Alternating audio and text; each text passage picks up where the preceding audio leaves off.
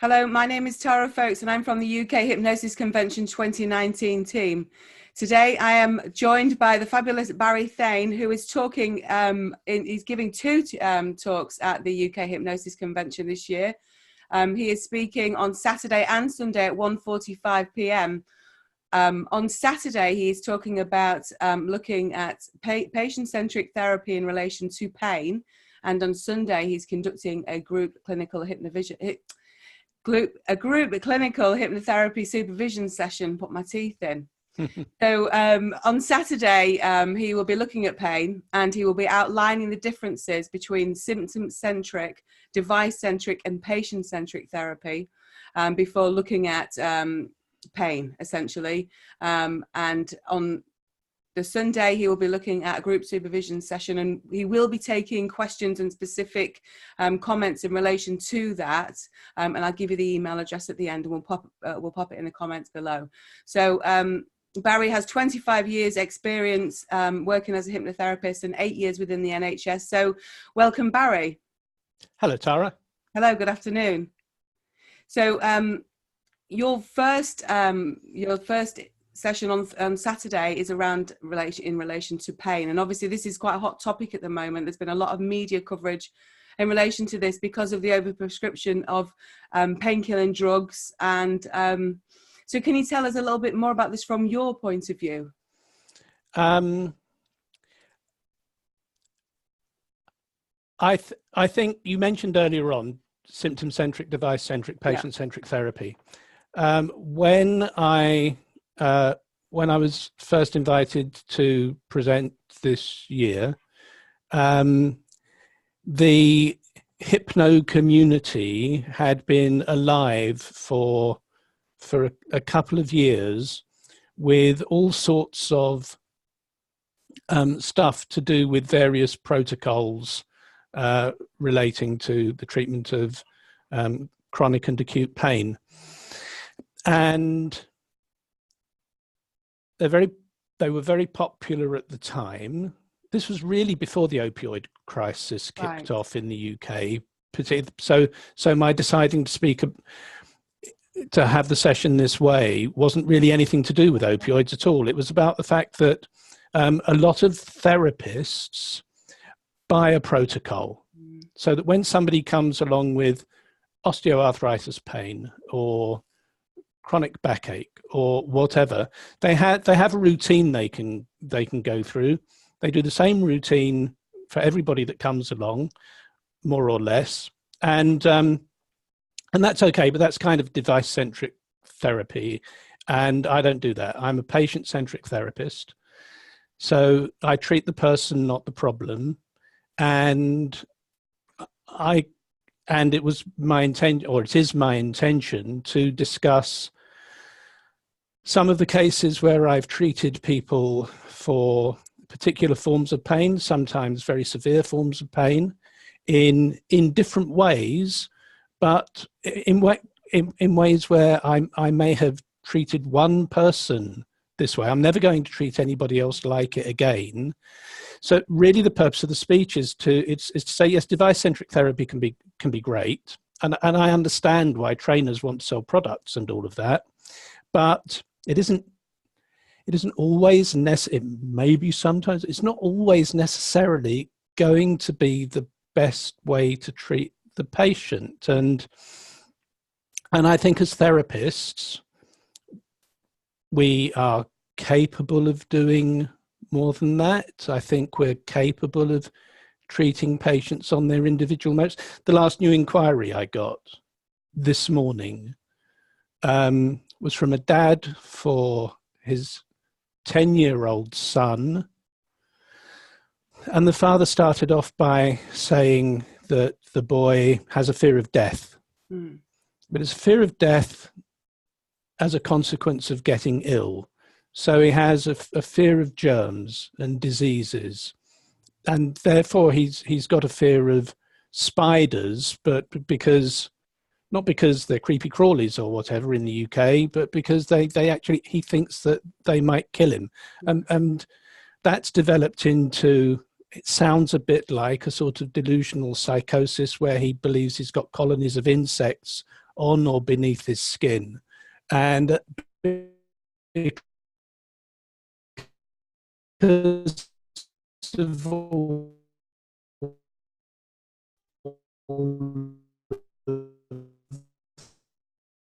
that,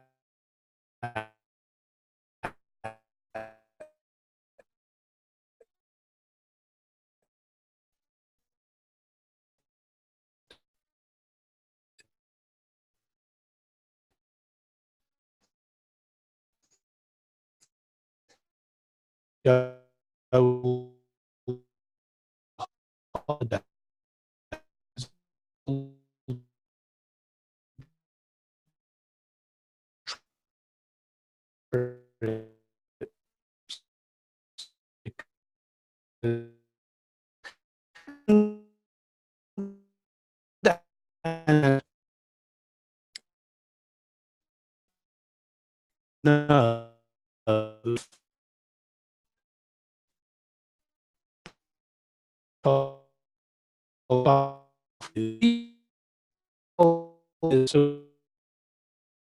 would not just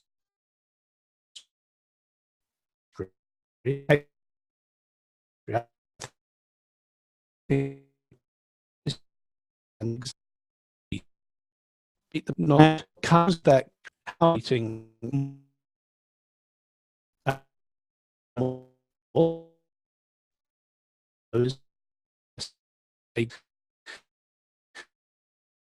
on what is digital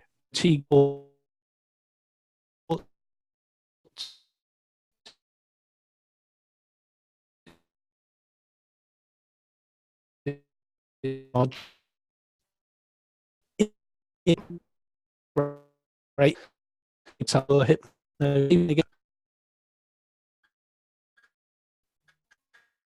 quality of it in its decided to use pain as specific examples of different ways that I've ended up treating different people, because pain was a hot topic at the time and it's remained a hot topic because of the medication issues, although I mean, there are two issues there. One is getting the people off the opioids in the first place, and the other is providing some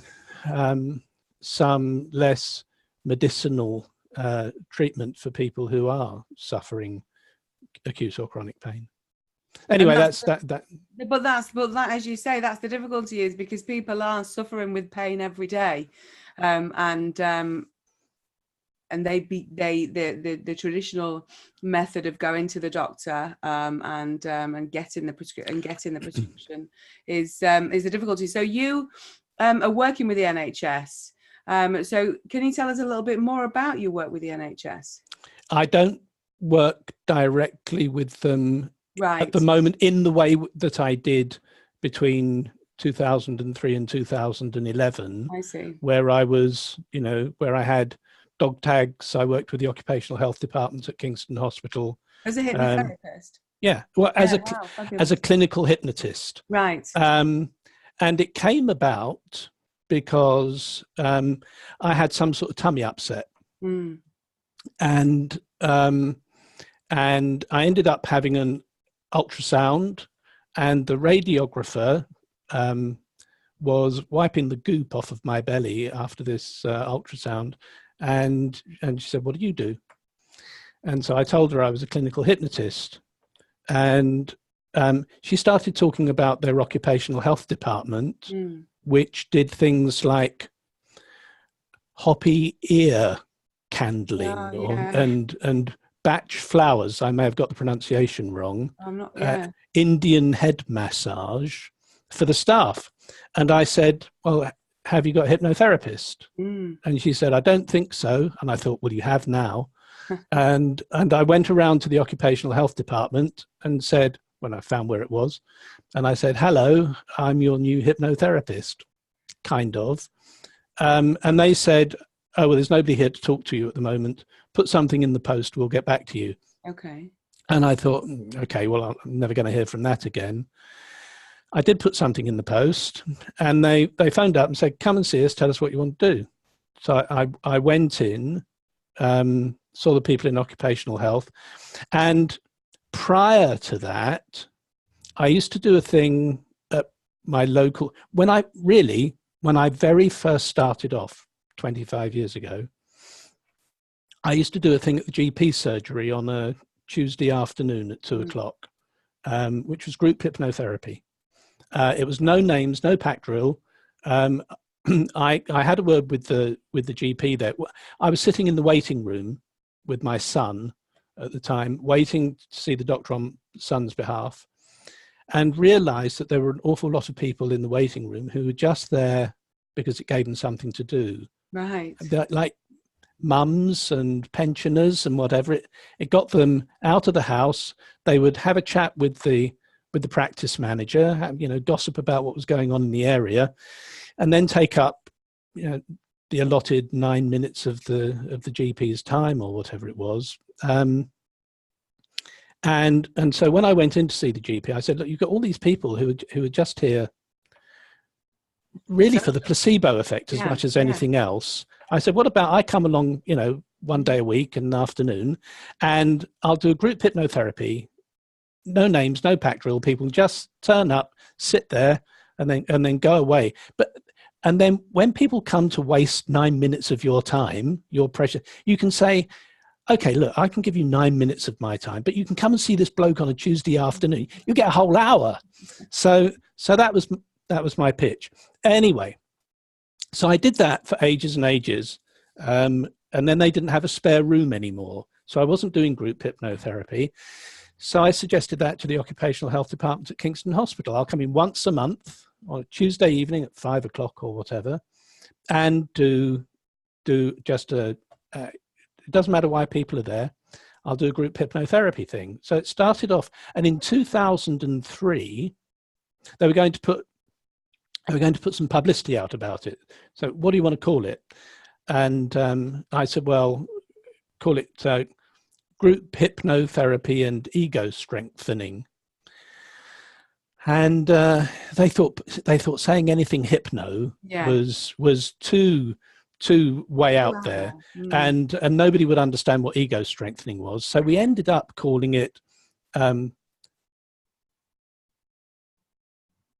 think, relaxation and feel good. And I had to use the thing about hypnosis in the small print underneath. But anyway, I started doing this, and it kind of caught on. And I would have 20, 30, 40 members of staff from the chief executive's office down to along to whatever, the catering people, with doctors, consultants, and so on. And I had my groupies, people that would bring their yoga mats along every month because they like their hypnosis horizontal. Brilliant. And I would do the same thing. I would do exactly the same protocol, basically a guided visualization, progressive relaxation, guided visualization. And I had my NHS email address, and Kingston Hospital was the occupational health department to whom a lot of private companies in the area subcontracted their occupational health. Right. And also they provided the occupational health to St Helier, to a number of other hospitals and so on. So, and I was the only thing that the hospital did in terms of primary stress care. They had lots of tertiary stress care, nothing else in terms of primary stress care.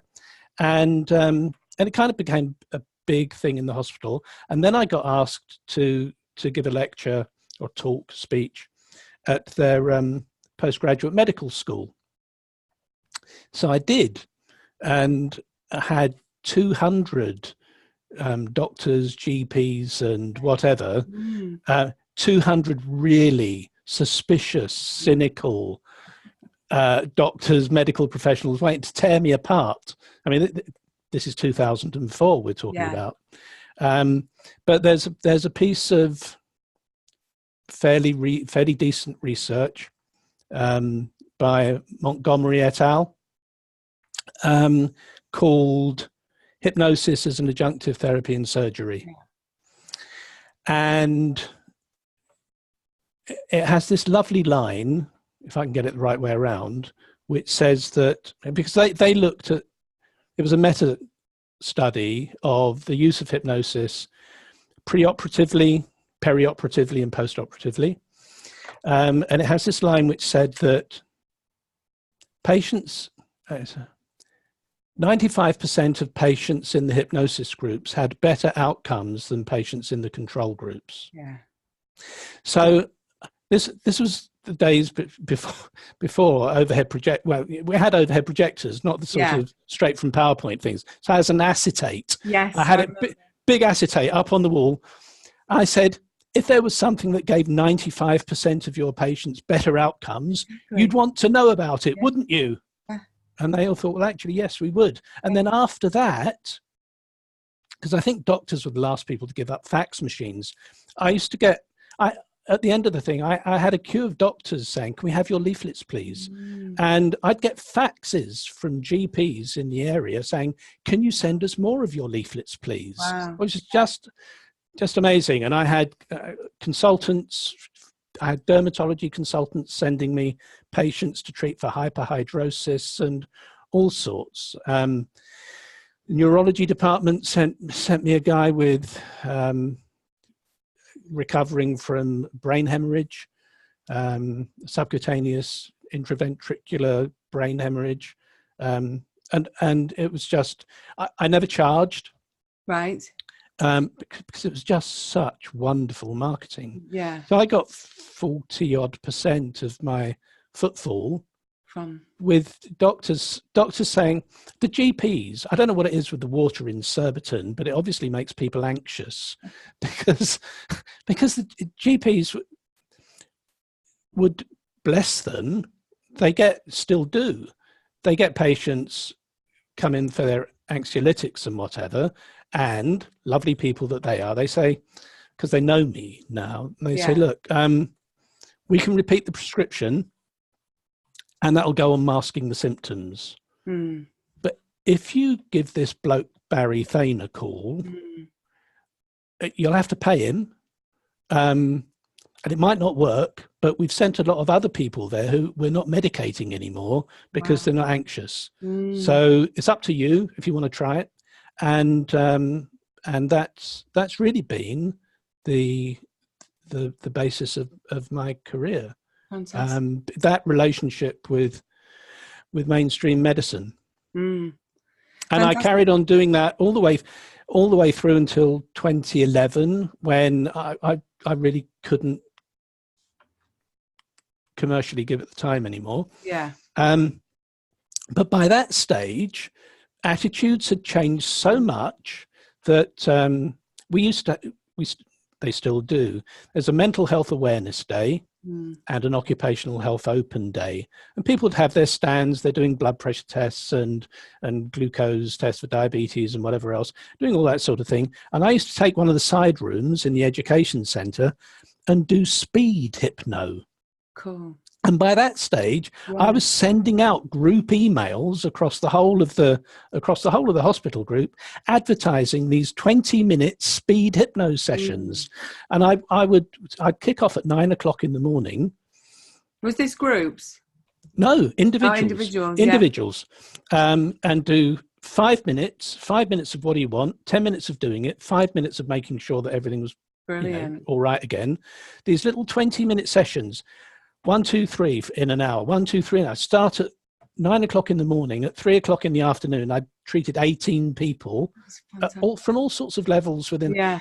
And nobody batted an eyelid by that stage about speed hypno. It was perfectly acceptable. Whereas in 2003, it's all a bit funny. And that was why, I mean, I tend not to get involved in the discussions about it, but you'd hear particularly new hypnotherapists saying, oh, we're not taken seriously by the medical profession. Well, you can be. Yeah. I've been taken perfectly seriously by the medical profession for at least, 15 years. Yeah. I think if you want to be taken seriously by them, don't wait for hypnosis. No. You have to be taken. Don't wait for hypnotherapy to establish itself, because that's never going to happen. Yeah. You have to be taken seriously yourself. Demonstrate and you your can results. be. Yeah. Yeah. Exactly. Yes. Fantastic. Well, that was one of my questions was how do you feel that with hypnotherapy or hypnosis is seen within the sort of medical field? And I think you've really answered that. But I mean, there is increasing amounts of research coming out, but as you say, it's about putting yourself out there, you know, allowing people to see the results, allowing people and having Tara, I have said so many times to so many people who've asked, because I get lots of emails from new hypnotherapists saying, what do I do? How do I fill my diary and whatever? I've said to people, go to your hospital, find the occupational health department, say, hello, here I am. And if they don't believe that you can do something for them, get them to call Kingston Hospital.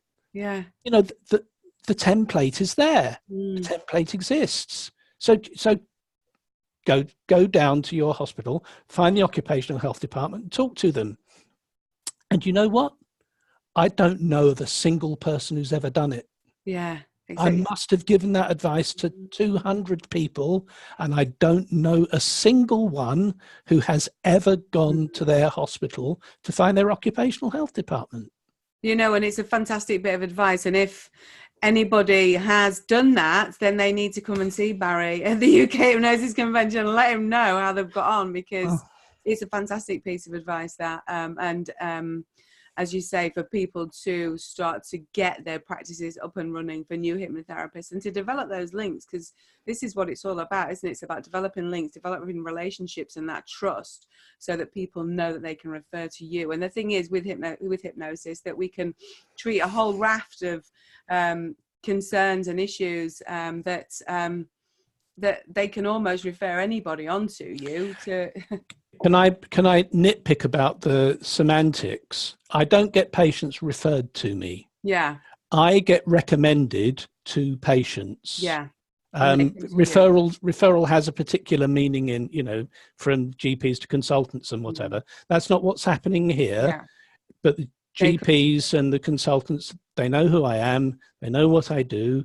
They know, you know, what the rules are, if you like. And so they will say to patients, it's not a referral, but this guy exists. Give him a phone call. And it's their responsibility to come through to you. Yeah, brilliant. Yeah. Thank you. Go on, sorry. I will check when they come through whether the recommending physician wants feedback from me. Yeah. Usually they don't, because they don't want any liability if it doesn't work out.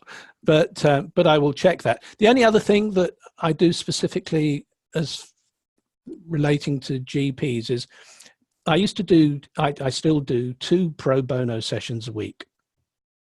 And I used to do them for what seemed like deserving causes. But I found that I was really poor at picking deserving causes.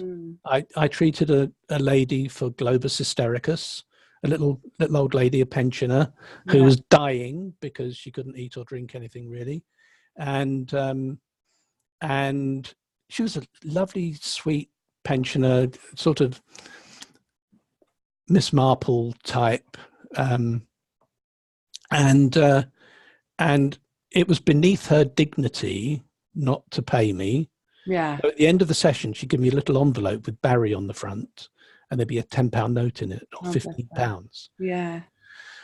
But although I'd said I would treat her pro bono, and then I saw her 4 sessions. Her 3rd session, she was collected from my consulting room by her daughter, who worked for an oil company, in the daughter's brand new 5 Series convertible BMW. And I thought, why is my son subsidizing your mother's therapy? Fortunately, we fixed the globus hystericus and the lady didn't die and all of that. But since then or thereabouts, I only do pro bono work for where a GP has contacted me and said, can you have a look at this person? They can't afford you, but if you've got some spare, we'd be grateful. And I do it that way because it's not a bad thing having GPs who think you're a good person that they can send patients to. So it's soft marketing, but it's good marketing. Exactly, that's it. And it also it continues to build that trust, doesn't it? And that relationship, which is so important. In relation to your presentation, the first one on pain on Saturday, what format is that going to take, Barry? I'm going to. You think I know? Will you be doing a demo? That's the question. Well, that's the killer question. No. So it's just literally talking about experience, case studies. I'm going to explain the theory. This is really dull now. You shouldn't have asked this question. I'm going to explain the theoretical framework behind how I practice, and why I will do clinical hypnotism for some patients, hypnotherapy for others, relaxotherapy for others, straightforward psychotherapy without any hypnotic content for others. Right, interesting. Because that's kind of the structure of patient-centric therapy. And then use pain as illustrations or illuminations of how that approach pans out in reality.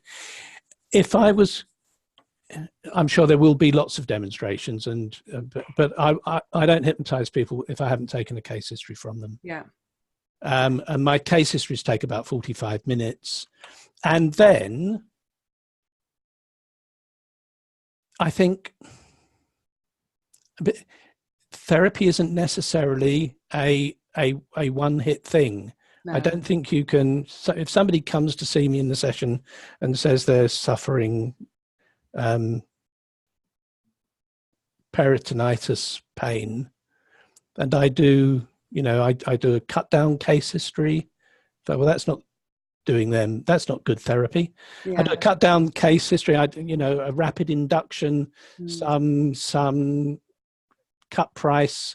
It's just not good therapy. No. And then what? Do I hope that they're going to book an appointment to come and see me afterwards? No. And I can't teach anybody else to do what I do in an hour. So I will explain what I do. And then people can hopefully people can take it away. And I mean that's I used to do a lot of group supervision sessions, which is where the Sunday performance comes from. I did monthly group supervision sessions at Kingston Hospital, and I had hypnotherapists. I had one hypnotherapist who flew his little private plane in from Guernsey to come and see me. I had people come from all over and sit at my feet while I dispense pearls of ignorance. And on the basis of, what do you want to talk about? Actually, it was a bit more sophisticated than that. People would send their applications in to come along, and there was a box to write their hot topic in. And whatever was the most popular hot topic from that audience, we'd start there, and then it would lead on to something, and it would lead on to something else, and it would lead on to something else. And but you can't do therapy in those individual sessions. Therapy is an ongoing thing, and demonstrating techniques. How many demonstrations of a rapid induction do people need? How many demonstrations of progressive relaxation? I think my sessions last 90 minutes. I believe that for the whole of those 90 minutes, and sometimes it runs over, I'm doing therapy. But the hypnotic induction probably takes about 30 seconds. There's so much more to being a therapist. Absolutely. Than look into my eyes, sleep now. You can do that. Well, no, and this is it. It's all about that.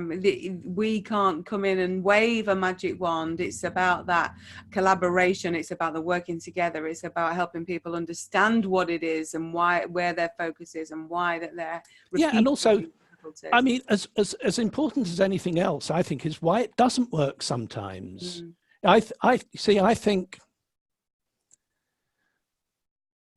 I think you have to know that you can hypnotize people. But just as importantly, you have to know you can't hypnotize everybody. Yeah.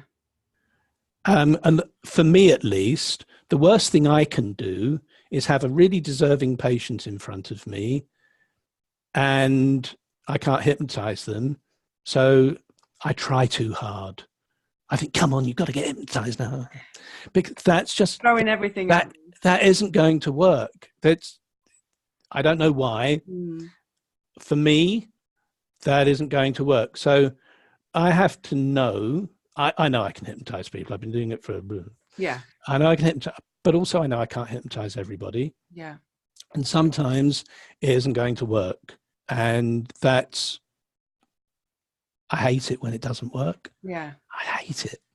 But it's, it goes with the territory. And that's it. And it's very much about them, isn't it? Rather than it's about them. Yeah.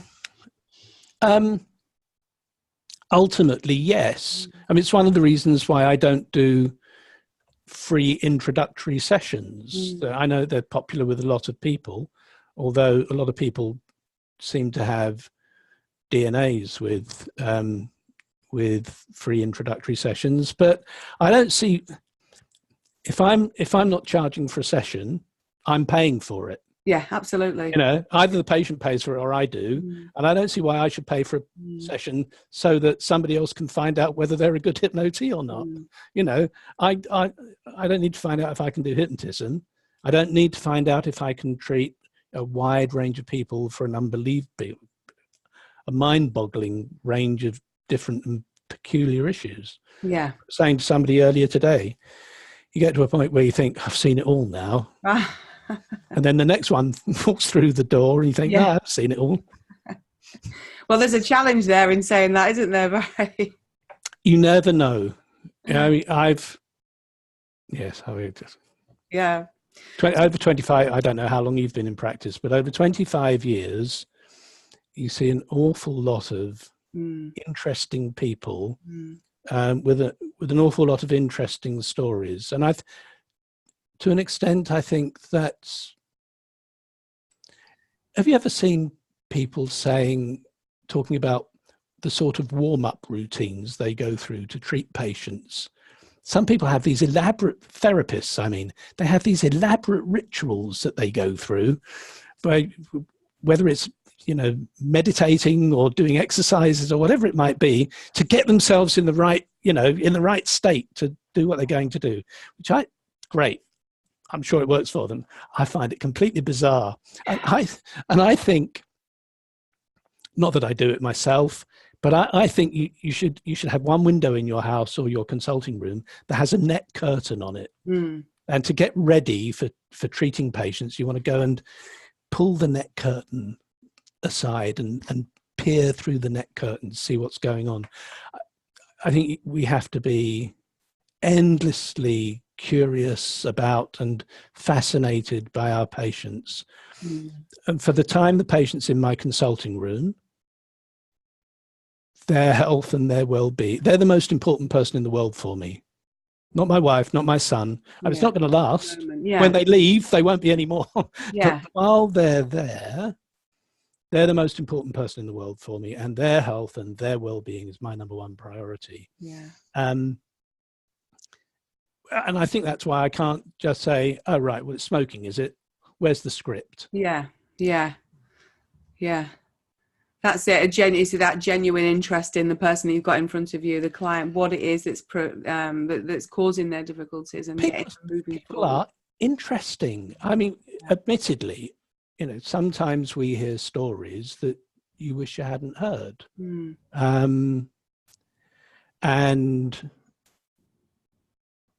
and that's why we have supervision, so we can go and dump that stuff off on other people, and they can go and dump it on their supervisors and whatever. But by and large, our patients are really, really interesting.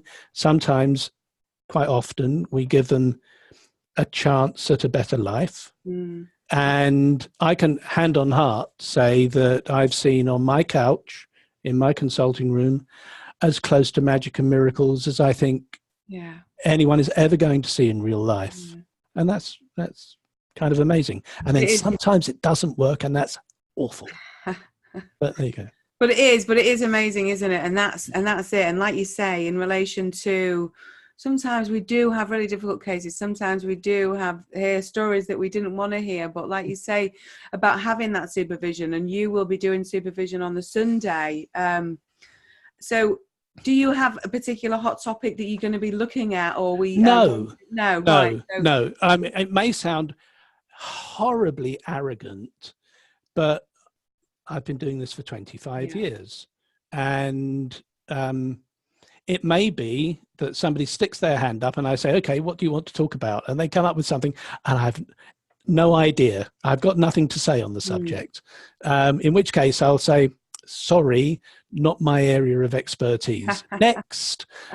I'm not going to try and waffle and no. Well, and then people, and that's it. It's ridiculous. There are things that come up time and time again. When I did the group hypnotherapy supervision sessions at Kingston Hospital, the hot topic, month after month after month after month after month, was rapid inductions. Right. Rapid inductions, because people are scared to do them. Yeah. And there is absolutely no need to be scared to do them. Yeah. It may not come up on the Sunday, but if it does, we will go through Thain's surefire way of trying some rapid inductions without it undermining the possibility of you doing good therapy. It's easy for me to do patient-centric therapy based on 25 years of experience because, I can improvise. Yeah. If I can't improvise, if my imagination or intelligence, such as I have, doesn't inspire me with something to do, I've got 25 years of buckets of stuff I've done before that I can, reflect on, cobble something together. That's really difficult when you're a new therapist. I think every therapist really sets up in practice having never treated a patient, because in the best training schools, you don't get to see real patients with real problems and take them from the beginning of therapy to the end of it. You practice techniques. Very often on people that aren't suffering from the thing it is that the technique is supposed to resolve anyway. So even if you're going to take a case history, and if I was doing 3 presentations at this convention, one of them would be how to take a case history. Yeah. Because do you know anyone that teaches that? How many of the presentations are on how to take a case history? I bet there aren't many. I'd be surprised if there are any. And yet, it's such a fundamental part of what we do. So next year's idea. Then we'll clock that. But so you take a case history, but then what do you do? I mean, if you've got 2 years of training and no practical experience, and let's face it, a lot of people don't have the 2 years of training. How do you then? What options have you got other than reading a script? Really, and winging it like that until you get some experience together. And when you have no basis to be secure in what you're doing, on no basis of experience, it is kind of risky when you've got the choice of just saying to somebody, close your eyes, relax your toes, relax your knees, relax your elbows, think beautiful thoughts, and don't worry whether it feels like you're hypnotized or not, and da-da-da-da-da. Either that or doing something where it's obviously worked or it hasn't. Rapid inductions. Why take the risk? But the problem is when you just do progressive relaxations, all you know is that they're lying there with their eyes closed. Yeah. You don't know whether they're hypnotized or not. You don't know if you're doing psychotherapy, relaxotherapy, hypnotherapy, clinical hypnotism. You don't know. But there is a way. and I've spoken about it many, many times before. It's no great big secret. But there's a way of saying, okay, well, I'm going to, as I still say to patients, I'm going to try a bunch of inductions, see which ones you do best. Right. I'm good at all of them. Yeah. We have to find out which ones you can do. And that gets all the pressure off of you. Mm. And it's not a con. I mean, some people respond better to this kind of rapid induction than they do to that kind of rapid induction. So we're going to try a bunch of different ones. And if they all fail, well, then you can do a progressive relaxation. You haven't lost anything. Yeah. And actually, there's a way of working through 2 or 3 rapid inductions where one will flow seamlessly into another, and the patient won't even know whether it's worked or not, you can, when it hasn't. Yeah. So you can do all of that and then run through the sort of protocol that I used to do at Kingston Hospital for the group therapy things, because it will be good therapy for anybody. It might not be specific, but it won't be bad therapy. And that buys you time to then go away and look at your notes and think about the case history you've taken and talk to peers or colleagues and say, well, this is what I'm dealing with. You must have seen in social media groups, Facebook groups or whatever, new therapists come into the room and say, oh, I've got somebody coming to see me with OCD. What do I do? Yeah. And I always think, well, I don't know. I don't know anything about who's coming to see you. Yeah. No, you're absolutely right. Yeah. So how, okay, instead, write to me and say, I took a case history. I tried some different inductions. We ended up doing progressive relaxation. I went through your Appreciate Yourself protocol. Okay, they're coming back in a week's time. Now, I can tell you about this, and this about the patient because I've done the case history. Now, what do I do? Then I can help. But, somebody's coming to see me with a dog phobia. Yeah. Yeah, I saw a surgeon once for smoking cessation, and he amputated limbs from diabetic smokers, and he would, he'd take their feet off and tell them to stop smoking, and they come back 6 months later to have their shins, and lower legs taken away, and then they come back a year later to get taken off at the thigh. So I said, take the case history. I said to him, so why do you smoke? And he said, I don't know, Barry. I'm not stupid. I don't do stupid things. I hypnotized him. He was a great hypnotee. Yeah. I hypnotized him. I said, you're not stupid. You don't do stupid things. That was it. That was, yeah. Brilliant. I've never done it with anybody else. But this is it. The language is there, isn't it? We've just got to use it, and we've just got to have the confidence to be able to use it and to reflect it back within our therapy with the clients. But you see, give us the keys. If I'd given him an intake form, yeah, he wouldn't have. He wouldn't have said that. There's another. When I do my case history, no. Yeah. If I was going to do case history, I'd say, for God's sake, don't take intake forms. There's a vast difference between how's your marriage? Yeah. Yeah, it's fine. I mean, you just know from the gap that it isn't. But you marital status on a form, married, it doesn't tell you anything. No, it doesn't tell you anything you need to know about the patient, about the person. Intake forms, burn them. Take case histories. Get case histories instead. So if anybody that's watching this today is wanting to discuss anything specific with Barry in group supervision, please email or comment below. We're taking emails at info@the UKHypnosisconvention.co.uk. Mark it hot topic, and then Barry will discuss that, or indeed just come along on the day and challenge him. Turn up. I don't have all the answers. Yeah, well, this is it. We don't. But I think when you've been kicking around as long as I have, and some of the other presenters who are there, I think we're able. The hypnovices, the new therapists, they're going to figure all this out for themselves over the next 25 years anyway. Yeah. The only reason to come and listen to someone like me is because they might not have to wait 25 years to figure it out. They might just hear it on the Saturday or the Sunday. It's not because we're cleverer, but it's just, you know, we've been through the process. Exactly, this is it, and it's about using our experience, isn't it? Using your experience and helping other people to build that for themselves and get that confidence in taking more and more clients and using their own approach and listening skills and being able to do that. Sorry, I've got little people joining me coming in from school.